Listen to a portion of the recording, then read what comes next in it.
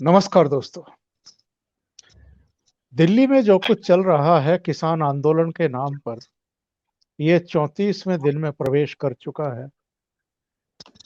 6 दौर की बातचीत हो चुकी है, नतीजा कोई निकला नहीं है। तरह तरह की अब घटनाएं भी शुरू हो चुकी हैं। पंजाब में जो नेटवर्क के टावर हैं, खास तौर से रिलायंस कंपनी के, उनको निशाना बनाया जा रहा है। यहाँ भी सियासत हो रही है। कई तरह की सियासी चेहरे जो हैं वो इसमें इन्वॉल्व हो चुके हैं, इनको भड़का रहे हैं। ये भी लंबे समय तक बैठने का जैसे मूड बना चुके हैं। सुप्रीम कोर्ट में मामला जा चुका है। सुप्रीम कोर्ट भी कुछ व्यवस्थाएं दे चुकी है। आंदोलनकारियों को भी कुछ कहा गया है सुप्रीम कोर्ट से, और सरकार के लिए भी कुछ संदेश तो आया था। पता नहीं दोनों सुन भी रहे हैं सुप्रीम कोर्ट की या नहीं सुन रहे हैं। सवाल तो सुप्रीम कोर्ट पर भी है कि वो सीधे सीधे कोई फैसला क्यों नहीं दे रहा है। और शाहीन बाग वाले मामले में भी सुप्रीम कोर्ट ने सीधे कोई फैसला क्यों नहीं दिया था, वार्ताकार समिति क्यों बना दी थी, और उसका भी कोई नतीजा नहीं निकला था। तो सवाल बहुत सारे खड़े हो रहे हैं। सवाल ये भी खड़ा हो रहा है कि जो यहाँ आंदोलन के लिए बैठे हुए हैं, ये किसान ही हैं या इनके पीछे राजनीति है। ये किसान आंदोलन है या राजनीतिक आंदोलन है। सरकार ने इनके ऊपर छोड़ दिया था कि अब आप फैसला करिए कि आपको कब बात करनी है, किस समय बात करनी है। इन्होंने सरकार को अपना फैसला बताया, सोच समझ करके बताया कि 29 तारीख की सुबह 11 बजे बैठेंगे। लेकिन आज गृह मंत्री अमित शाह, कृषि मंत्री नरेंद्र सिंह तोमर बैठे, चर्चा हुई, और अब इन किसान संगठनों को यह संदेश गया है कि 29 को नहीं, 30 दिसंबर को दोपहर 2 बजे चर्चा होगी 7वें दौर की। इस आंदोलन की दशा दिशा पर, आगे की संभावनाओं पर और इसके पीछे की राजनीति पर जरा सोचते हैं, समझते हैं कि आखिर है क्या ये। और इसके लिए सबसे बेहतर नाम कोई अगर हो सकता है तो वो है भाऊ तोरसेकर, मार्मिक के पूर्व संपादक, लेखक, चिंतक, वरिष्ठ पत्रकार, करीब करीब 50 साल का जिनको अनुभव है पत्रकारिता का। भाऊ, आपका बहुत स्वागत है। नमस्कार। भाऊ, कोई भी आंदोलन हो और किसी भी समस्या के लिए हो, जाहिर है वो समाधान कराने के लिए ही होता है। समाधान का रास्ता संवाद होता है। यहां ना तो कोई कॉन्क्रीट समस्या दिखाई दे रही है, ना समाधान चाहते हैं ये लोग, ना आसानी से संवाद के लिए तैयार हो रहे हैं। ये एक अजीबोगरीब सा प्रयोग दिखाई दे रहा है, जो सफल अगर हो गया तो देश में जो जनतंत्र को कमजोर करने के लिए ताकतें लगी रहती हैं वो सफल हो जाएंगी। और जो दल इसको समर्थन देकर के आग से खेल रहे हैं, वो जनतंत्र और संविधान के जो राज की व्यवस्था है उसको भी एक तरीके से नुकसान पहुंचाने की कोशिश कर रहे हैं। और जिसकी वजह से वो खुद सत्ता में रह चुके हैं, ऐसे संविधान को, ऐसी व्यवस्था को वो चोट पहुंचाने की कोशिश कर रहे हैं। भाऊ, आपका क्या कहना? तो इनका तरीका तो मुझे एक बहुत पुरानी याद आती है। 80 के बाद जब इंदिरा जी फिर से ये बनी थी, तो प्राइम मिनिस्टर जी, प्राइम मिनिस्टर बनी थी, उसके बाद जो खलिस्तान का आंदोलन चल निकला था जी, तो मैं इसको खलिस्तानियों से नहीं जोड़ता, लेकिन वो जो आंदोलन निकला था वो विदर्भ वाले ने शुरू किया था, और उसमें बीच में अकाली भी अटक गए थे। अकाली का जो आनंदपुर साहिब प्रस्ताव था जी, उसको जनता पार्टी की सरकार जब चली थी और उसमें अकाली भी शामिल थे, तो अकाली और जनता पार्टी दोनों को शिकंजे में लेने के लिए झैल सिंह, जो कांग्रेस के उस टाइम के चीफ मिनिस्टर थे, हटाए गए थे फिर बाद में, उन्होंने भिद्रन वाले के हाथ में वही आनंदपुर साहिब प्रस्ताव थमा दिया था और उस वहां से वो सब शुरू हो गया था। जी तो उनको शांत करने के लिए इंदिरा जी ने भी एक कमेटी बनाई थी जिसके नेता थे पीसी सेठी, वो उस समय के गृह मंत्री थे। तो आज का और वहां उस वक्त का जो इनको कुछ 10 मांगे थी, तो उसमें से कम 8 ऐसी मांगे थी कि हाँ बोल दो छोड़ दो चलो, कोई बड़ी बात नहीं जी थी। यानी कि जी जी अमृतसर को ये पवित्र मंदिर घोषित कर दो, पवित्र सिटी जाहिर करो, और वहां कोई शराब विराब कोई बेचा नहीं जाएगा वगैरह वगैरह। या कोई ट्रेन थी उसका अमृतसर एक्सप्रेस नाम रख दो। ये तो मांगों जी में कोई बड़ी बात नहीं थी, हाँ कर देती इंदिरा जी तो भी चल जाता था, लेकिन उन्होंने नहीं की थी। जी तो उस पर जब बातें होती थी, आज अभी आपने बोला कि 7वें दौर की बात होगी, तो उस समय जब बातें होती थी तो गवर्नमेंट के जो पीसी सेठी करके एमपी के थे, होम मिनिस्टर थे इसके सेंटर में, वो जाके बातें करते थे अकाली गुट जो थे वगैरह उनसे। हाँ ये तय होता था कि भाई ये तो मसौदा तैयार हो गया। जी तो वो जब जाके प्राइम मिनिस्टर इंदिरा जी के पास बैठ जाते थे, भाई हमने ये मसौदा बना के लाए, तो इंदिरा जी उसमें से कुछ खोट निकालती थी और बोलती थी ये तो नहीं होगा वो तो नहीं होगा, फिर गड़बड़ हो जाती थी, फिर एक बार करो। तो उस समय सेंट्रल गवर्नमेंट अड़ियल थी। इस जी समय उल्टी बात है, सरकार समझने की कोशिश कर रही है, हल निकालने की कोशिश कर रही है, लेकिन अटका के बैठे हैं कौन? ये जो किसान आंदोलन करके जो कोई नेता है वो बैठे, और उसी से गड़बड़ चालू हो गई है। जी तो इनको जो चाहिए, देखिए एक गवर्नमेंट है, अगर आप बोलेंगे कि हाँ आज मान लो कि 3 कानून वापस लेते हैं, तो कल बोलेंगे नहीं नहीं हम ऐसे नहीं उठेंगे। आप बोलेंगे हमको तो प्राइम मिनिस्टर का रेसिग्नेशन चाहिए, उन्होंने कानून बनाए ही क्यों? जब तक ये प्राइम मिनिस्टर नहीं जाता तो वो मांगे नहीं, भारत का हमको खालिस्तान भी चाहिए, हमको महाराष्ट्र भी चाहिए, ये देश के टुकड़े होने तक नहीं हम उठेंगे। तो मांगे बढ़ती जाती। देखो जी गवर्नमेंट वो होती है जो सख्ती से पेश आती है, उसको शासन बोला गया है ना। महाराष्ट्र जी शासन, पंजाब शासन, यूपी शासन, शासन का मतलब क्या है? जो सख्ती से पेश है। कानून का मतलब ही ये होता है, इट मस्ट बी एनफोर्स, जिसकी सख्ती होनी चाहिए। जी अगर कोई मान नहीं लेता तो सख्ती से उसको मनवाना पड़ेगा, उसको कानून बोलते हैं। कानून का जी जी मतलब ये आया उसको भी मान लिया उसको भी मान लिया, उसके सामने झुक गए, तो कानून नहीं बचता, गवर्नमेंट नहीं बचती। जी जी तो इनके जो मांगे हैं वो गलत है, और उन्होंने गवर्नमेंट ने बार बार बता दिया। अब ये कोर्ट में मामला गया है तो इनकी हालत नर्म हो गई है, क्योंकि सवाल ये है कि आपको कोर्ट में बताना पड़ेगा कि कानून में क्या गलत है। बिल्कुल तो ये गलत क्या है वो गवर्नमेंट को नहीं बता रहे, तो ये कोर्ट में क्या बताएंगे? क्योंकि ये पॉलिटिकल आंदोलन है, तो उसका हल पॉलिटिकल होना चाहिए, और जो जिन्होंने ये छेड़ा है उनको सामने आना पड़ेगा। भाऊ 25 नवंबर 1949 आपने भी मेरे एक कार्यक्रम में इसका चर्चा किया था, एक बार नहीं 2 बार आप इसका चर्चा कर चुके हैं। संविधान सभा में डॉक्टर अंबेडकर ने जो कहा, 3 बातें कही थी, उसमें जो सबसे महत्वपूर्ण बात है वो ये है, उन्होंने जो चेतावनी दी थी कि जनतंत्र खतरे में पड़ जाएगा अगर अभी भी आप लोगों ने वही तौर तरीके अपनाए जो आजादी के आंदोलन के समय आप अपनाते रहे। बिल्कुल। जो डॉक्टर अंबेडकर ने कहा था, जो नसीहत दी थी उस समय, जो चेतावनी दी थी, जो सचेत किया था, ये लोग तो उसके ठीक उलट आचरण कर रहे हैं। और यही बिल्कुल। नहीं, कुछ पॉलिटिकल पार्टियां भी कर रही हैं। जो 57 साल इस देश पर शासन करती रही कांग्रेस, और जो दिल्ली में इस समय मुख्यमंत्री बने बैठे हैं अरविंद केजरीवाल, ये तो आग से खेलने का काम कर रहे हैं। बिल्कुल। नहीं देखिए इनका इनका तरीका जो मैंने बोला ना बचकाना है।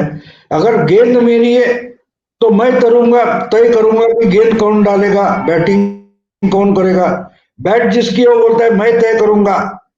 इस ढंग से खेल भी नहीं होता। गवर्नमेंट चलाना तो बात अलग है, राजनीति करनी तो अलग बात है, लेकिन किसी के पास बॉल होता है, किसी के पास बैट होते हैं, किसी का स्टंप होता है, किसी का मैदान है, तो वहां आके हम इकट्ठे बैठकर अगर तय नहीं कर पाएंगे कि नहीं गेंद मेरी है तो सब कुछ तय मैं करूंगा, इस ढंग से गणतंत्र या डेमोक्रेसी नहीं चलती। जी लेकिन जी ये लोग अभी जो संविधानिक जो मार्ग है उससे अगर मोदी को हरा नहीं सकते, तो इन्होंने तय किया है कि संविधान ही तोड़ दो, कॉन्स्टिट्यूशनल सिस्टम है वो तोड़ दो। और इसको मैं फिदाइन बोलता हूं, क्योंकि देखो एक तरीका होता है। अब जहां कोई समझो हमारे एरिया में दुश्मन घुस आया है, तो हम जब पीछे हटते हैं तो हमने ही बनाए हुए पुल भी हम तोड़ देते हैं। क्यों तोड़ देते जी हैं? जी कि हमने बनाया इस्तेमाल ना करने में। लेकिन वो तो लड़ाई की बात होती है। डेमोक्रेसी लड़ाई रोकने के लिए होती है, हथियार से या हिंसा से नहीं। तो सोच विचार करके, विचार विनिमय करके कुछ हल निकालेंगे, इसके लिए डेमोक्रेसी होती है। लेकिन जब उससे काम नहीं होगा, अब देखिए आज की बात है, आज की बात है, आज मैंने पढ़ा कि अमेरिका का जो बहुत पुराना और नामचीन कोई न्यूज़पेपर है, न्यूयॉर्क टाइम्स, उसने मोदी के कसीदे पढ़े। ही जी इज अ ग्रेट मोबिलाइजर। दुनिया में आज सबसे, कोरोना के समय में भी अपनी लोकप्रियता बढ़ा के आगे निकल गया, ऐसा अगर कोई एक लीडर है तो वो मोदी है। जी जी इसने पूरे देश के 130 करोड़ जनता को मोबिलाइज किया और कोरोना का सामना किया। तो इससे तो ये लड़ नहीं पा रहे, इससे तो लड़ नहीं पा रहे ना। तो जी करेंगे क्या? तो बोले चलो ये नष्ट ही कर दो सब। ये विघातक दृष्टिकोण से ये आगे चल रहे, तो इनको इसमें सक्सेस मिलने वाला नहीं, क्योंकि ये बिल्कुल नहीं समझ रहे कि भाई मोदी आया है तो ये आदमी निचली स्तर से उठकर आया है, आंदोलन से आया है, मूवमेंट से जी जी आया है, अपोजिशन से आया है। तो आपके जो तौर तरीके हैं वो सब उसको मालूम है, और उसके साथ किस ढंग से पेश आए ये भी मोदी जानते हैं। तो आपको अपने तौर तरीके बदलने पड़ेंगे। जी जी यही तो अभी देखिए, 5 साल यही तो हुआ था। ये नॉन कोऑपरेशन में गए थे, हर बात पर संघर्ष होता था। क्या फायदा निकला? तो मोदी को और 20 सीटें बढ़कर में बढ़ा चढ़ाकर मिल गई। आपको क्या फायदा हुआ? तो सोचना है ना भाई, हमारी पहले गलती क्या हुई है, जी जी कम जी से कम वो गलती रिपीट ना हो, ये सोचना जरूरी है। यही नाटक नोटबंदी के टाइम भी हुआ था। किसी बैंक के लाइन में खड़े हो गए राहुल गांधी और दिखा रहे कि देखो कैसी बुरी हालत है, तो पहले लाइन के ही लोग इनकी तरफ देखने लगे। इनको कब से बैंक में आना पड़ा? जिंदगी में जो आदमी कभी बैंक गया ही नहीं, वो नोटबंदी के समय क्यों बैंक में पहुंच गया? तो कॉमन मैन जो है वो सोचता है, लेकिन ये नहीं सोच रहे। तो इसलिए ये पुराने तौर तरीके लेके आ गए, और इससे तो कुछ उनको फायदा होने वाला नहीं है। किसान आंदोलन चलेगा, क्योंकि जितना समय उनके पास है उतना समय तो वो चलेगा। लेकिन जब इनका टाइम खत्म हो जाएगा तो वो करेंगे क्या? देखिए आंदोलन से हम भी निकल कर आए, हम हमारी जवानी में आंदोलक थे, अलग अलग मूवमेंट से हम होकर आए। तो हम जब एक एक आंदोलन करते थे तो तय करते थे, हम छोटे लोग हैं, लेकिन बड़े लोग भी है, कोई बड़ा स्ट्राइक करता है, रेलवे का हो या और कहीं का स्ट्राइक करता है बंद, तो 12 घंटे का बंद क्यों? तो उनको जी मालूम है कि 12 घंटे से ज्यादा लोग कोऑपरेट नहीं कर पाएंगे। नरेंद्र मोदी ने लॉकडाउन बनाने के पहले कितनी ट्रायल ली थी। जी हाँ जी हाँ तो ये जननेता है, जनता की मानसिकता बिल्कुल पहचानता है। उससे आपको लड़ना है तो उसकी ज्ञान के परे जाकर आपको कुछ सोचना पड़ेगा कि ये आंदोलन करेंगे, इससे मोदी और उसकी सरकार कुछ अड़चन में आएगी। लेकिन ये नहीं सोच रहे, ये पुराने तरीके ढूंढ रहे हैं जिससे कुछ निकलने वाला नहीं है। भाव सबको पता है, एक चुनी हुई सरकार को ही कानून बनाने का अधिकार होता है। कानून संसद में ही बनते हैं, सड़क पर नहीं बनते हैं। कानून बनाने के तौर तरीके हैं, उसमें विधि मंत्रालय भी शामिल होता है, अलग अलग मिनिस्ट्री भी शामिल होती हैं, विशेषज्ञ भी होते हैं, और यहाँ तो संसदीय समितियां भी हैं जिनमें चर्चाएं होती हैं, जो विशेषज्ञ हैं उनसे चर्चा होती है, और सालों साल तक कानून बनाने से पहले एक पूरा मंथन होता है। फिर भी अगर किसी को किसी कानून से कोई ऐतराज है, परेशानी है, ऑब्जेक्शन है, तो तीन तरीके होते हैं।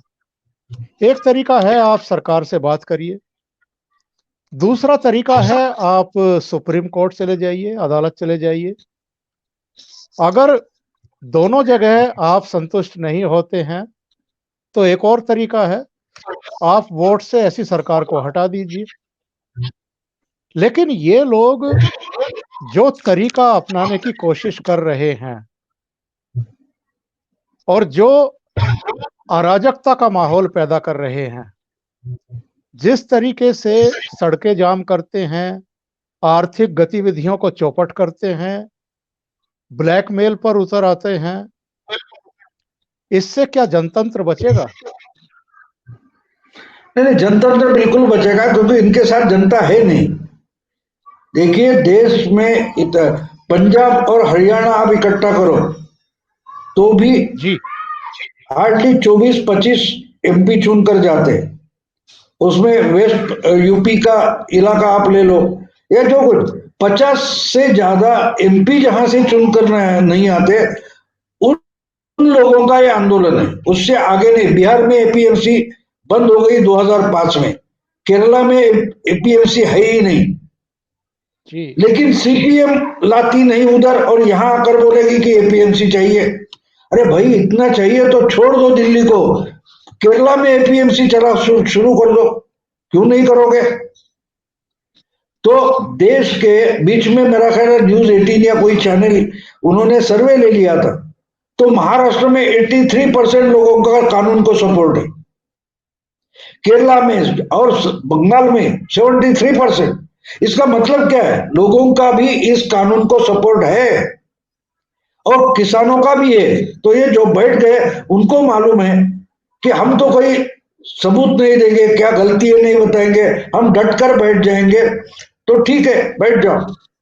आखिर में जी कोर्ट को इस पर मोदी लाठी उठाएंगे नहीं, क्योंकि जी उनको मालूम है कि कोर्ट को इस पर फैसला करने दो, फिर कोर्ट बोलेगा कि लाठी चलाओ। ये मैंने आपको 1 महीने पहले बोला था जी जी कि ये मामला कोर्ट के आदेश से हल होने वाला है और तब तक मोदी उस पर कोई गवर्नमेंटल एक्शन नहीं लेंगे, क्योंकि उनको मालूम है कि देखो ये सरकार लाठी मारने वाली है, इसके लिए इनको सबूत चाहिए, इसके लिए डटकर बैठ जाएंगे। पूरी पॉलिटिकल पार्टियां उनके साथ खड़ी होगी, क्योंकि उनको चिल्लाना है देखो गणतंत्र गणतंत्र मारा जा रहा है, डेमोक्रेसी की डेथ हो रही है।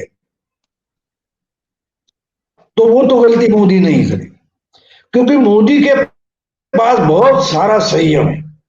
ये पूरी जी पार्टी या इकट्ठा करने के बाद जी जो बात भी जितनी टोटल नहीं होती उससे भी ज्यादा संयम अकेले मोदी के पास है। 2002 से लेकर आज तक वो इनकी गालियां सुनते रहे ना, कभी उल्टा जी जी पलट कर दूसरी गाली दी है? नहीं दी। तो समझना चाहिए कि भाई हम जिस ढंग से जा रहे हैं, जो गालियां दे रहे हैं, उसका अगर कुछ परिणाम हो नहीं रहा है तो कुछ नया सोचना पड़ेगा। अगर सोचना है तो अकल चाहिए। यही इनकी प्रॉब्लम है कि ये तय नहीं कर पा रहे कि भाई इसके साथ लड़े तो कैसे लड़े। इसलिए मैं बार बार 6-7 साल से बोल रहा हूं कि मोदी को हराओ जरूर, लेकिन हराने के लिए मोदी क्या है वो तो कम से कम समझ लो। वो जी दक्षिण में बैठा है, ये तलवार निकालकर उत्तर में लड़ाई कर रहे हैं, वो पश्चिम में बैठा है, ये पूरब में लड़ रहे हैं। तो ऐसे तो मोदी को नहीं हरा सकते ना, क्योंकि आप गलत ढंग से जा रहे हो। देखिए, जहां दुखता है वहां तो वार करो ना। अब अच्छा, कहां दुखता है उसके लिए मोदी समझना पड़ेगा, और मोदी तो हमको समझना है ही नहीं। इसलिए इनके आंदोलन, इनके तरीके, इनके पैतरे सब फंसते जा रहे हैं। चौकीदार चोर ऐसे लेके आज तक देखिए आप जी क्या हुआ।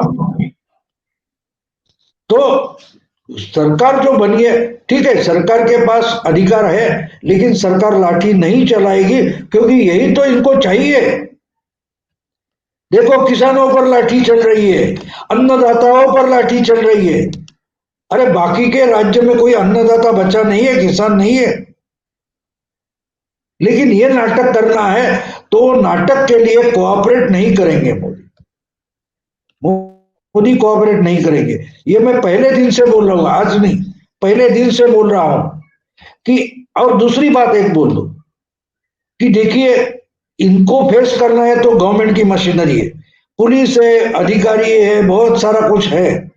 हाँ, उनको गवर्नमेंट पगार देती है, उनकी ड्यूटी ही है, लेकिन आंदोलक जो है उसकी वो ड्यूटी नहीं है।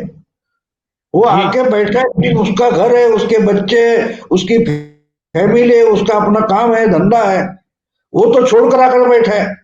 तो आप कितने दिन वहां बैठ सकते हो, इसकी कोई मर्यादा है। गवर्नमेंट की मशीनरी वहां आके आपका बंदोबस्त करे, उसके लिए कोई समय सीमा नहीं है।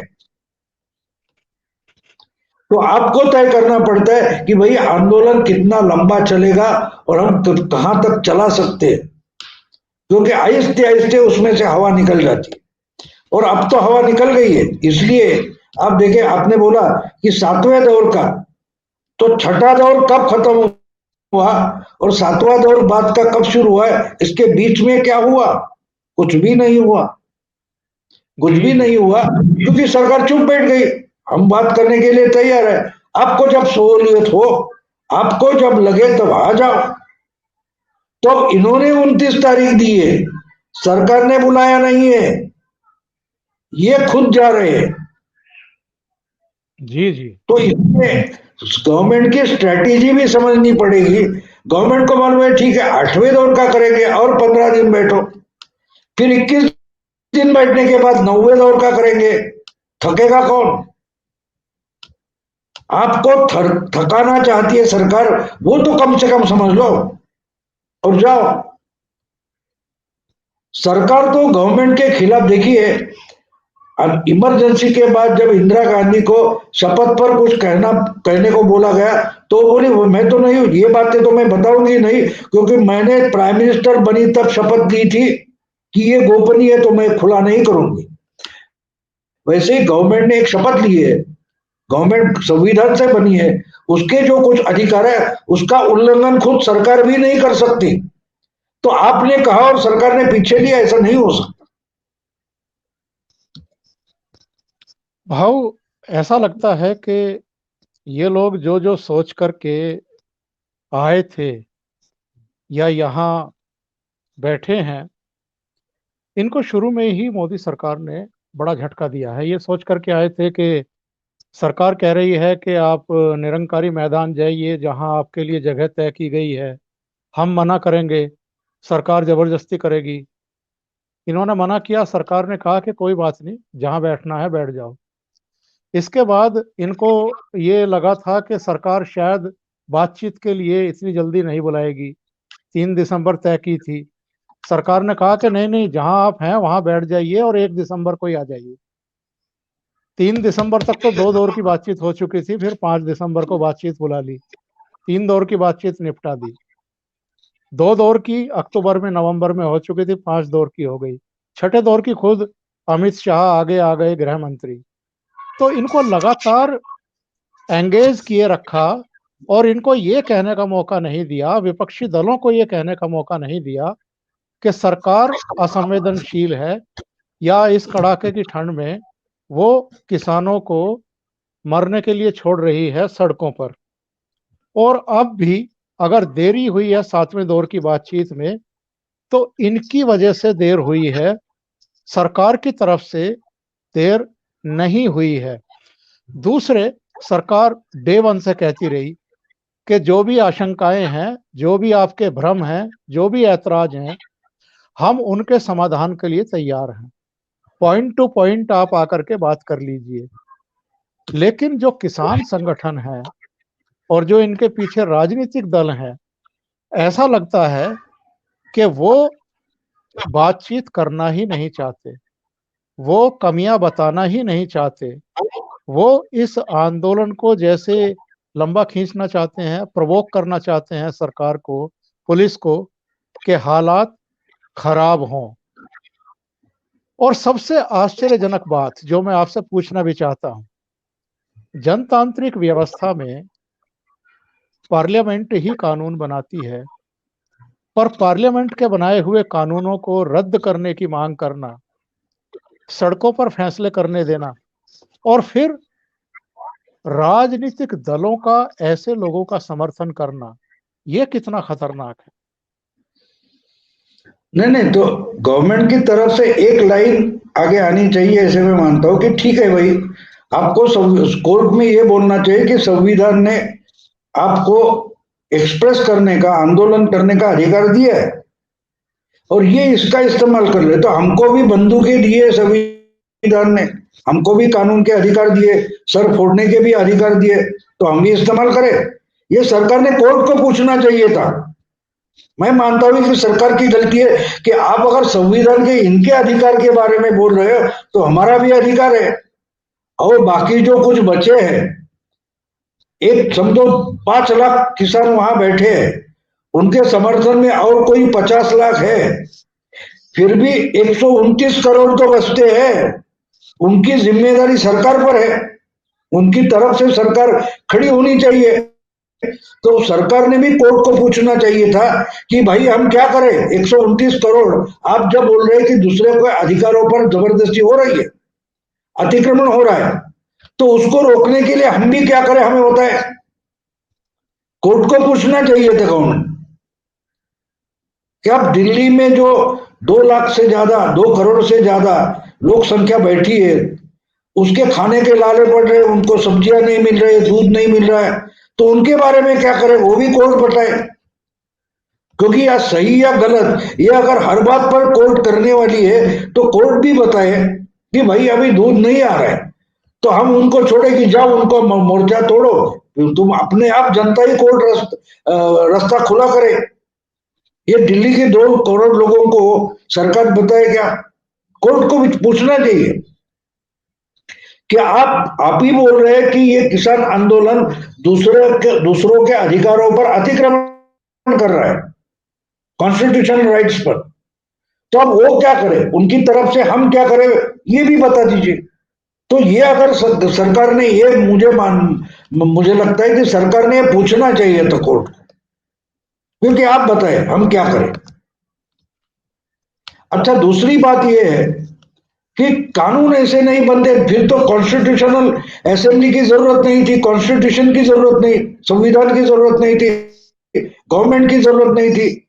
और ये तो हम पुराने जमाने से, हमारे गांव पंचायत थी, ये सब की जरूरत ही क्या है? सस्ता जिंदगी और सस्ती हो जाएगी, क्योंकि हम अच्छा कमा लेते तो हमारा 30-35% इनकम टैक्स में चला जाता है, तो वो तो बचता। ऐसी गवर्नमेंट, ये कॉन्स्टिट्यूशनल सिस्टम नहीं होती तो जो कुछ अच्छा कमा रहा है उसका टैक्स तो बच जाता।